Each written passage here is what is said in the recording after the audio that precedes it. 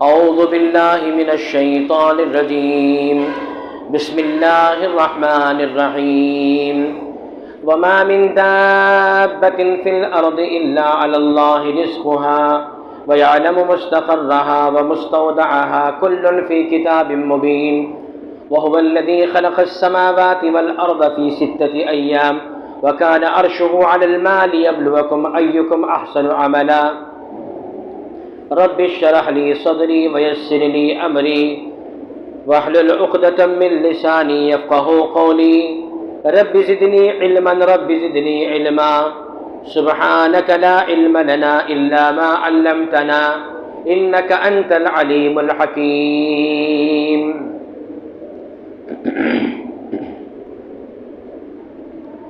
برادران اسلام، حاضرین نماز تراویح، بزرگوں، نوجوان ساتھیوں، پردہ نشین خواتین اسلام، مائیں اور بہنیں، اللہ رب العالمین کا شکر ہے کہ اللہ تعالیٰ نے رمضان مبارک کا یہ 11واں روزہ مکمل کرنے کی اللہ نے توفیق عطا فرمائی۔ اللہ رب العالمین رمضان کے عبادات کو اللہ تعالیٰ شرف قبولیت کی اللہ توفیق عطا فرمائے۔ رمضان کے ان نورانی راتوں میں، ان نورانی ایام میں اللہ تعالیٰ ہمیں سحری و افطار کی برکتوں سے تراویح کی نماز، اللہ کے عبادات کرنے کی اللہ نے ہمیں توفیق عطا فرمائی۔ خواتین و حضرات کی ایک عظیم جماعت، ایک کثیر جماعت، ایک بڑی جماعت یہاں پر تشریف فرما ہے۔ اللہ تبارک و تعالی ہم تمام کو دین و ایمان کی توفیق عطا فرمائے۔ آج حافظ صاحب نے قرآن مجید کا 12واں پارہ، قرآن مجید کا 12واں پارہ سنایا، جس پارے کو وما من دابۃ فی الارض الا علی اللہ رزقھا، اس پارے میں سب سے پہلے یہ پیغام دیا گیا کہ رینگنے والا جانور، اڑنے والا پرندہ، 4 پیروں پہ چلنے والا جانور، 2 پیروں پہ چلنے والا انسان، اپنے پیٹ کے بل گھسنے والا کوئی بھی کیڑا مکوڑا، ان تمام کی روزی کا ذمہ دار اللہ ہے۔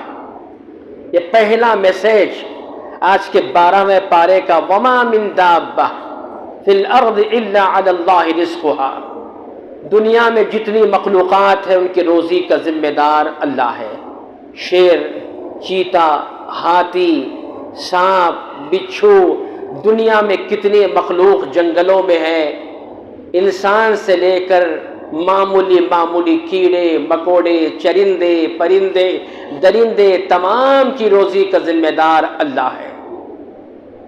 رزق اللہ عطا کرتا ہے۔ ماں کے پیٹ میں ایک انتڑی سے اللہ تعالیٰ ماں کے پیٹ میں بچے کو، ماں کے خون کو اللہ تعالیٰ روزی بنا کر پلاتا ہے۔ علامہ ابن قیم رحمہ اللہ نے بڑی پیاری بات فرمائی، روزی کے سلسلے میں انسان ہمیشہ اللہ کو بھول جاتا ہے کہ وہ روزی کہاں سے مل رہی اسے۔ ماں کے پیٹ میں تو نہ وہ کماتا تھا، نہ ماں کے پیٹ میں محنت کیا، نہ ماں کے پیٹ میں وہ بھاگا دوڑا، لیکن ماں کے پیٹ میں اللہ تعالیٰ ماں کے انتڑی سے، آنت سے اللہ تعالیٰ خون کی بوندیں روزی بنا کر اس کے منہ میں ڈالتا رہا، اس کے جسم میں ڈالتا رہا۔ کتنے مہینے؟ 9 مہینے روزی کا انتظام اللہ نے فرمایا۔ بتاؤ کون ہے روزی کا انتظام کرنے والا؟ کون ہے؟ دنیا کی کوئی طاقت ماں کے پیٹ کے اندر بچے کو اسے روزی پہنچا نہیں سکتی۔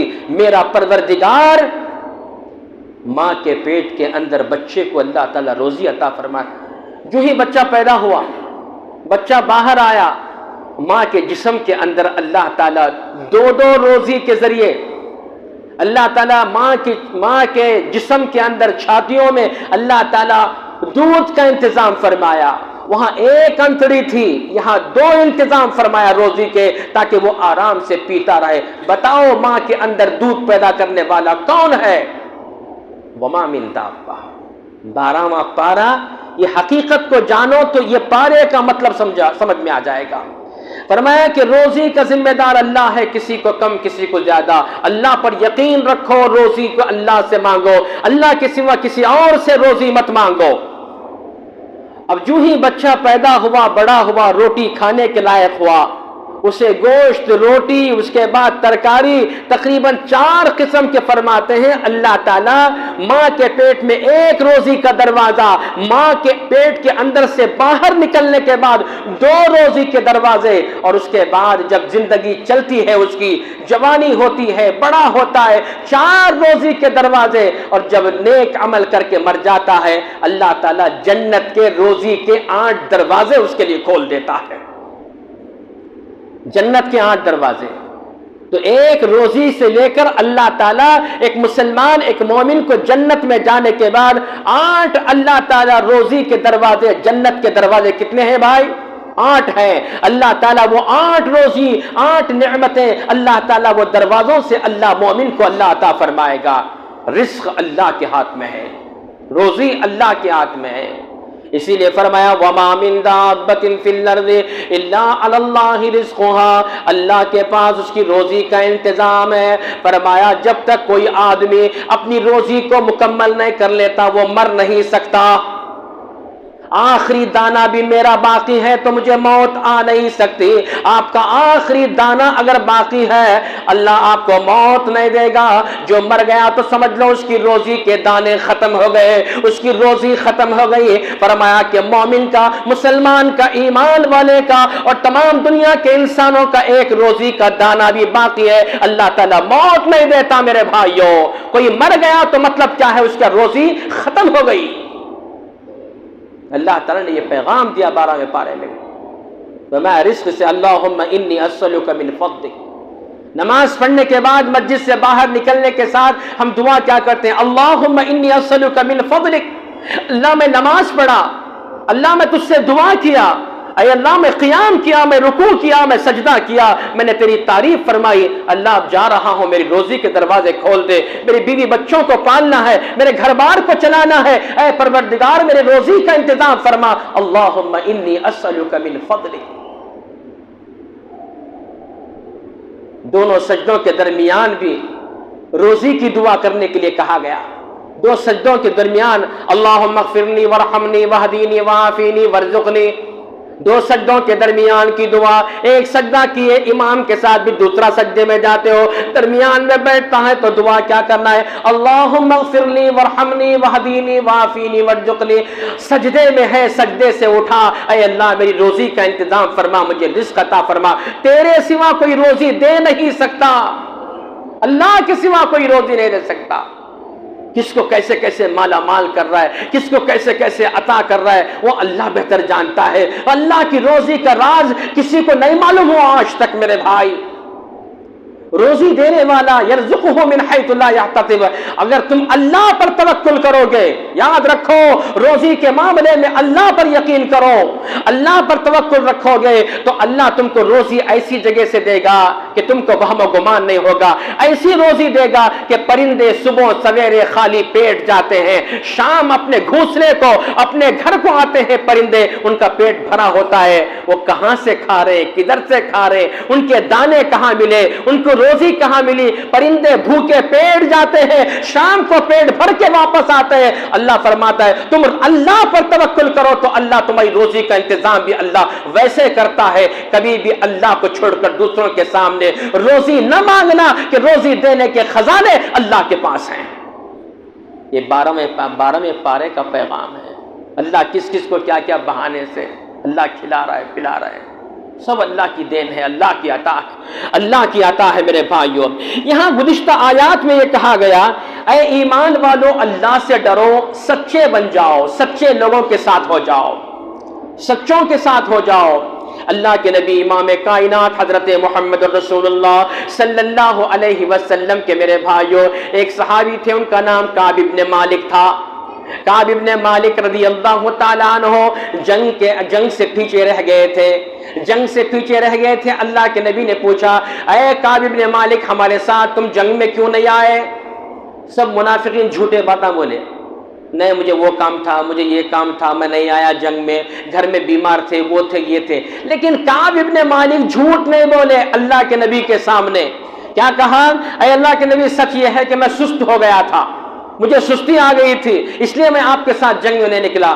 اللہ کے نبی نے فرمایا اٹھو، یہاں سے اٹھو، اللہ تمہارے بارے میں فیصلہ فرمائے گا، اللہ تمہارے بارے میں فیصلہ فرمائے گا. 50 دن اللہ تعالیٰ نے، اللہ کے نبی صلی اللہ علیہ وسلم نے 50 دن کعب ابن مالک ان کے 2 ساتھیوں کو اللہ کے نبی نے بیکاٹ کیا.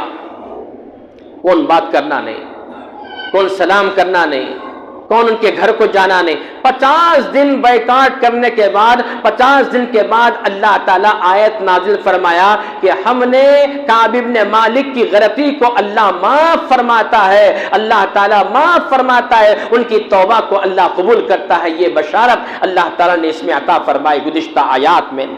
میرے بھائیو، ہم تمام کو چاہیے کہ اللہ تبارک و تعالیٰ کے دین پر چلیں. اور اس کے بعد سورہ یونس میں اللہ تعالیٰ توحید کا پیغام پیش فرمایا. کس طریقے سے قوم ہود پر اللہ کا عذاب کیسے آیا. دنیا میں انسان کو پیسوں کا نشہ، دولت کا فخر، علم کا فخر، دولت کا فخر، علم کا فخر، طاقت کا فخر، حکومت کا فخر، یہ 4 خطرناک قسم کے فخر انسان کو ہوتے ہیں. اللہ تعالیٰ ان کا ذکر فرمایا. قوم عاد جن کو طاقت بڑی تھی، قوم سمود جن کی بڑی طاقتیں تھیں، اللہ تعالیٰ نے ان کو کیسے برباد فرمایا. اللہ مارنے پر آیا تو کوئی طاقت کام نہیں آتی، انسان کی عقل کام نہیں آتی. بڑا سمجھتے تھے کہ آج کا زمانے کا انسان بڑی ترقی کیا ہے، سائنس ترقی کر گئی ہے، جو چاہے کر رہے ہیں سائنسدان، سب چیزیں تیار کر لیے، ترقی ہے دنیا. انسان ہواؤں میں پرندوں کی طرح اڑ رہا ہے، انسان سمندر میں مچھلی کی طرح تیر رہا ہے، اس انسان ترقی کیا. لیکن اللہ تعالیٰ جس انسان کو فخر تھا اس کی ترقی پر، اس کے سائنس پر ترقی پر جسے فخر تھا انسان کو، اللہ کرونا دیا تو سب کے سب سلنڈر ہو گئے. کرونا بھیجا تو اللہ تعالیٰ سب کے سب سرنڈر ہو گئے. حکومتیں، طاقتیں، دماغ والے، دانشوران، ڈاکٹر، میرے بھائی بڑے بڑے انجینئر، سب کے سب سرنڈر. حکومتوں کے پاس پیسے نہیں، حکومتوں کے پاس طاقت نہیں، سب کے سب اندر بند کر لو، ان کے پاس نہ علاج کے لیے کوئی دوا نہیں. ایک اللہ کرونا پیدا کیا تو بڑے بڑے طاقتور مجبور ہو گئے، بڑے بڑے دماغ والے مجبور ہو گئے، بڑے بڑے طاقتور مجبور ہو گئے، بڑی بڑی حکومتیں مجبور ہو گئی. تو اللہ تعالیٰ فرماتا ہے میں تم کو مارنا چاہا تو میرے لیے کوئی بڑی بات نہیں، ایک کرونا بس کافی ہے، تم سب کے سب قبرستان میں چلے جاؤ گے، تم سب کے سب تمہاری خبروں کو تیار کی جائے گی، ایک کرونا بس کافی ہے. اللہ فرماتا ہے قوم عاد من اشد منا قوہ، ہم سے بڑا طاقتور کون ہے، للکارتے تھے. اللہ تعالیٰ دیکھا بہت زیادہ اکڑ رہے ہیں، اکڑ زیادہ ہے ان کے پاس. اللہ تعالیٰ ہوا کو بھیجا، ہوا دکھتی بھی نہیں تھی، ہوا آئی تو ہوا میں اڑ گئے. ان کو نہ بڑے بڑے لوہے کے راڈا لیا اللہ تعالیٰ، بڑے بڑے یہ لیا، کچھ بھی نہیں لیا. اللہ تعالیٰ خالی ہوا بھیجا، ہوا میں اڑے تو اٹھا کر چٹانوں سے پتھروں سے دے مارا تو لاشوں کے لاشیں ان کے گھروں میں پورے کے پورے اللہ تعالیٰ پتھروں سے مار مار کے ہوا لے جاتی، مارتی پتھروں کو، یہاں تک کہ سب کے سب لاشیں ہی لاشیں ہوئی. اللہ فرماتا ہے مارنے پر آتا ہے تو تمہاری کوئی طاقت، تمہاری کوئی قوت اللہ کے پاس کام نہیں دیتی. قوم عاد، قوم سمود، قوم لوط، اللہ تعالیٰ کے کیسے کیسے عذاب آئے. اے لوگوں، قیامت تک آنے والے اے انسانوں، عبرت پکڑو، یاد رکھو اپنی طاقت پر، اپنی تمام دولت پر، اپنی طاقت، اپنی قوت پر، اپنے دماغ پر، اپنے علم پر فخر مت کرو، غرور مت کرو. اللہ پکڑنے پر آیا تو تم ایک رائی کے دانے کے برابر بھی کچھ بھی تم کر نہیں سکتے. یہ اللہ کا اعلان ہے. اللہ نے ذکر فرماتے قوم نوح، قوم صالح کا ذکر کرتے حضرت یونس علیہ السلام کی قوم کا ذکر آیا سورہ یونس میں. یونس علیہ السلام کو اللہ 2-3 جگہ مقامات پر قرآن میں اللہ تعالیٰ نے حضرت یونس علیہ السلام کو یونس کہہ کر پکارا، لیکن 2 مقامات میں اللہ تعالیٰ کیا فرمایا؟ مچھلی والا. اللہ نے کیا کہا؟ مچھلی والا. وَالذَّنُّونِ إِذْ ذَهَبَ مُغَاضِبًا وَظَنَّ أَن لَّن نَّقْدِرَ عَلَيْهِ وَنَادَىٰ فِي الظُّلُمَاتِ أَن لَّا إِلَٰهَ إِلَّا أَنتَ سُبْحَانَكَ إِنِّي كُنتُ مِنَ الظَّالِمِينَ.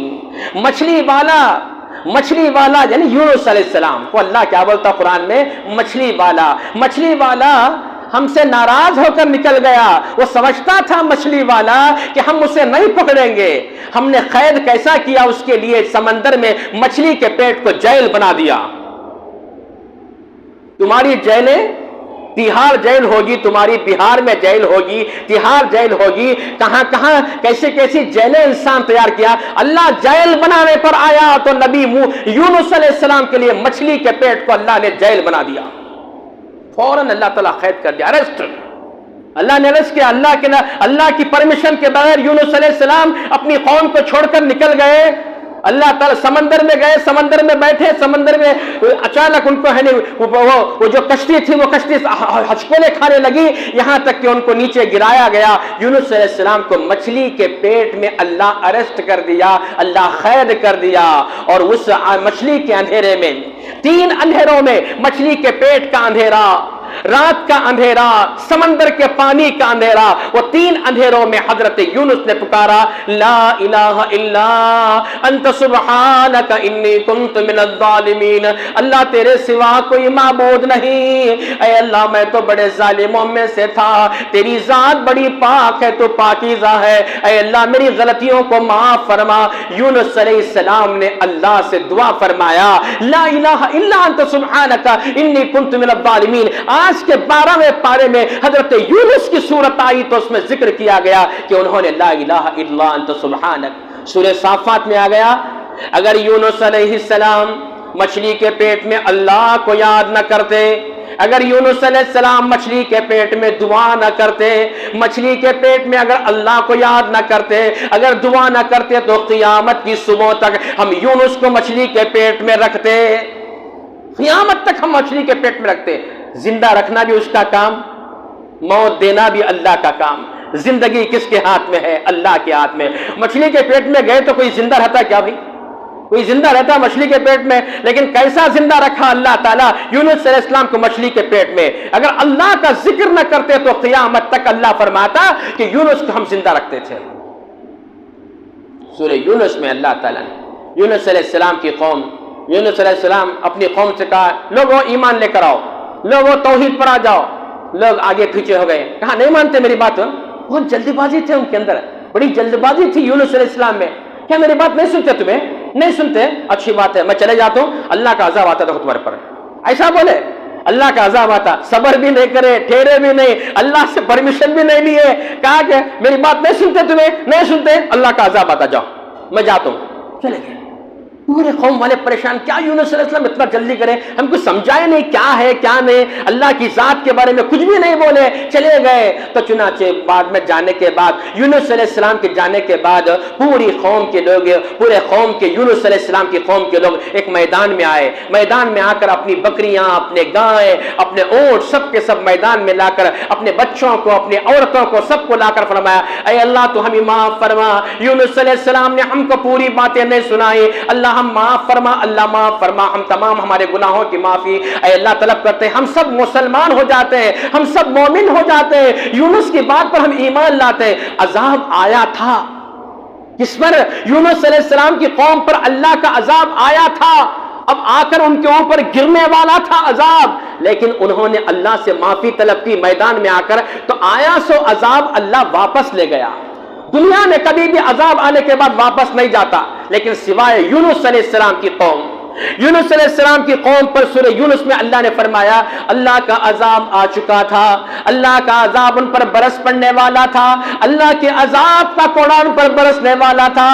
اللہ تعالیٰ ان کی مہربانی, اللہ کی مہربانی دیکھو, انہوں نے جب معافی طلب کی اللہ سے کہ اللہ ہم کو معلوم نہیں تھا, صحیح معنی میں اللہ ہمیں معاف فرما, تو اللہ تعالیٰ آئے سو عذاب کو اللہ تعالیٰ واپس لے گیا. یونس علیہ السلام کی قوم سے اللہ نے ذکر فرمایا. تو اے ایمان والو, اللہ کے عذاب سے اللہ کی پناہ مانگو, بے شک اللہ تعالیٰ ہر چیز کو جاننے والا ہے.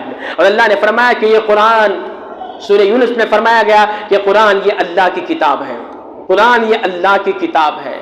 فرمایا چیلنج ہے پوری دنیا میں کہ قرآن جیسا کوئی کلام نہیں ہے, قرآن کا ایک سورہ نہیں بنا سکتے, قرآن کا ایک سورہ نہیں بنا سکتے, قرآن کی ایک آیت نہیں بنا سکتے.